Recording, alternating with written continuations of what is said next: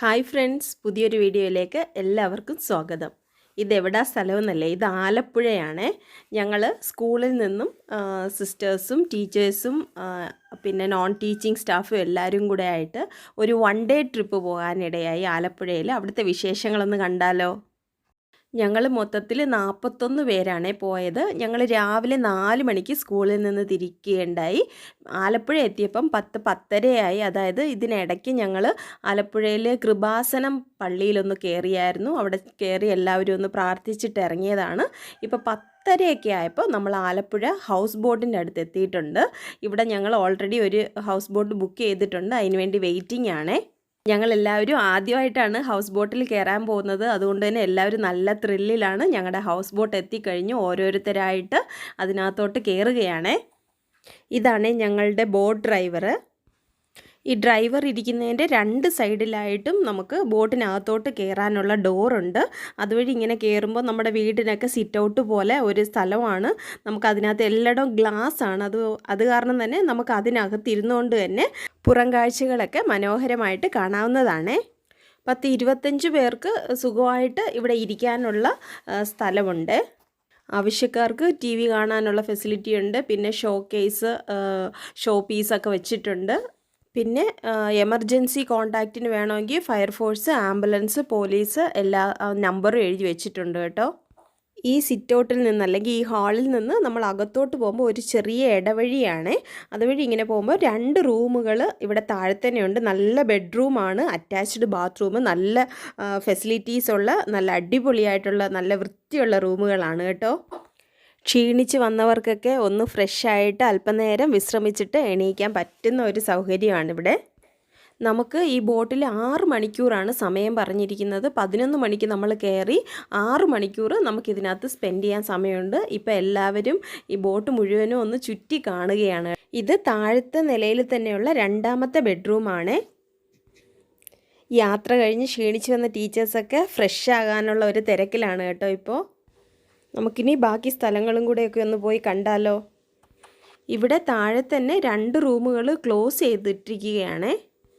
ഈ ബോട്ടിൻ്റെ ഏറ്റവും അറ്റത്തായിട്ടാണ് കിച്ചൻ്റെ തൊട്ടിപ്പുറത്ത് തന്നെ സ്റ്റെപ്സ് ഉണ്ട്. ഇതുവഴിയാണ് നമുക്ക് മുകളിൽ കയറേണ്ടത്. നമുക്ക് എന്തായാലും ഇപ്പോൾ ഒന്ന് കിച്ചണിൽ പോയി നോക്കാം. നമുക്ക് ഉച്ചയ്ക്ക് തരാനുള്ള ഫുഡെല്ലാം റെഡിയാക്കുകയാണ് കേട്ടോ. ഫുഡും കൂടെ ചേർത്താണ് ഇവരുടെ പാക്കേജ്. ചിക്കൻ കറി വേകുന്നുണ്ട്. അതുപോലെ നമ്മുടെ കരിമീൻ ഇവിടുത്തെ സ്പെഷ്യലാണ്. അതെല്ലാം മുളകൊക്കെ പുരട്ടി വെച്ചിട്ടുണ്ട് വറുക്കാനായിട്ട്. അത് കാണാൻ തന്നെ നല്ല ഭംഗിയുണ്ട്.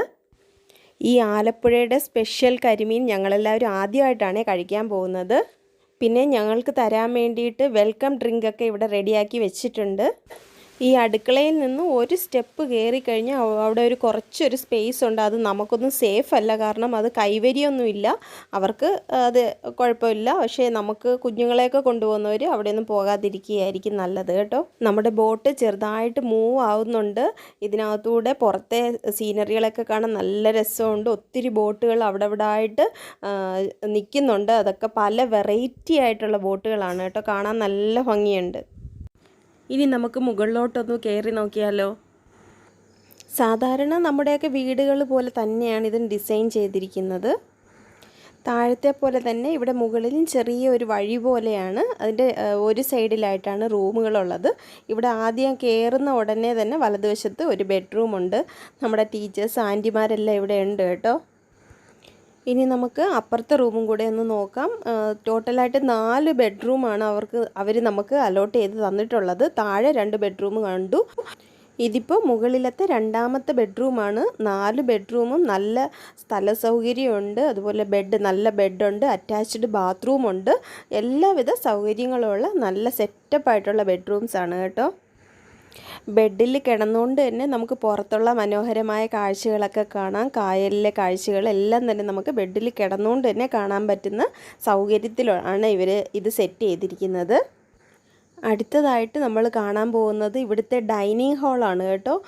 നല്ല രീതിയിൽ സെറ്റ് ചെയ്ത് വെച്ചിട്ടുണ്ട്. നമുക്ക് ഡൈനിങ് ഹാളായിട്ട് യൂസ് ചെയ്യാം. അല്ല എന്തെങ്കിലും പ്രോഗ്രാംസ് ഒക്കെ നടത്തണമെങ്കിൽ നമുക്കിവിടെ അത് അറേഞ്ച് ചെയ്യാവുന്നതാണ്. മൈക്ക് കാര്യങ്ങളെല്ലാം തന്നെയുണ്ട്. എല്ലാവർക്കും ഇങ്ങനെ ചുറ്റോടും ഇരുന്ന് തമാശകൾ പറയാനും ഗെയിംസ് പ്ലാൻ ചെയ്യാനും എല്ലാത്തിനും സൗകര്യമുള്ള നല്ലൊരു സ്പേസാണ് ഇത്.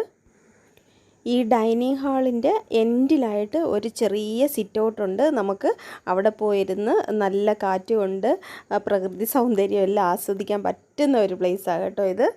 അപ്പോൾ ഞങ്ങൾ ആലപ്പുഴയിൽ കയറിയ ഹൗസ് ബോട്ട് എങ്ങനെയാണെന്നുള്ള ഒരു ഐഡിയ എല്ലാവർക്കും കിട്ടിയെന്ന് പ്രതീക്ഷിക്കുന്നു. ഇനി നമ്മുടെ യാത്രയെക്കുറിച്ചും അതിൻ്റെ രസകരമായ കാഴ്ചകളെക്കുറിച്ചും ഒക്കെ ഇനി ഒന്ന് കണ്ടു നോക്കാം. ഈ ഹൗസ് ബോട്ടിനകത്ത് ഒരു 5-6 മണിക്കൂർ എങ്ങനെ കടന്നു പോയി എന്ന് തന്നെ അറിയത്തില്ല. നല്ലതായിട്ട് എല്ലാവരും എൻജോയ് ചെയ്തു. രസകരമായ കോമ്പറ്റീഷനുകളും പാട്ട്, ഡാൻസ് തുടങ്ങിയ എല്ലാ കലാപരിപാടികളോടും കൂടെ സമയം പോയത് തന്നെ അറിഞ്ഞില്ല കേട്ടോ.